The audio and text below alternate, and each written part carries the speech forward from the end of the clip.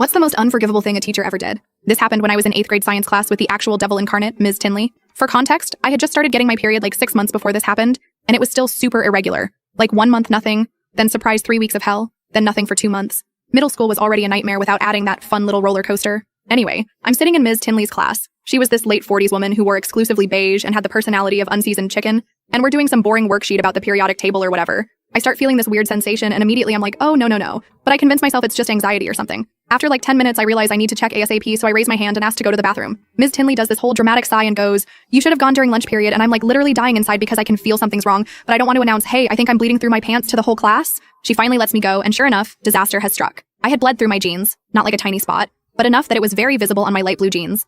I'm literally having a panic attack in the bathroom stall because I have nothing to change into. I have to go back to class. Everyone will see. So I do the only thing I can think of. I take my hoodie and tie it around my waist and head back to class praying no one notices. When I walk back in, Ms. Tinley looks at me with this weird expression and asks why I have my hoodie tied around my waist when it's not even hot in here. I just mumble something about being cold and try to slip back to my seat. But then, this woman says, actually, why don't you show the class what you're hiding with that hoodie? I literally freeze, like my soul left my body. I just stare at her like, excuse me? And she repeats herself, louder this time. The whole class is looking at me now. My friend Ava tries to help by saying, Ms. Tinley, can we just get back to the worksheet? But Tinley is on some power trip and says, no, I want to know why she's breaking dress code by wearing her hoodie like that instead of properly. I'm literally about to cry and I whisper, I can't. And she goes, why not? What are you hiding? At this point, I'm so mortified, I just blurt out, I had an accident, thinking maybe she'll understand the girl code or whatever. But no. She goes, what kind of accident? The entire class is dead silent. Boys are starting to snicker. I can feel my face burning. I finally just whisper, I got my period and bled through my pants. And instead of being a normal human being with compassion, she goes, oh, well, that's why we have bathroom passes for lunch period. You'll need to clean up your chair before you leave. The chair.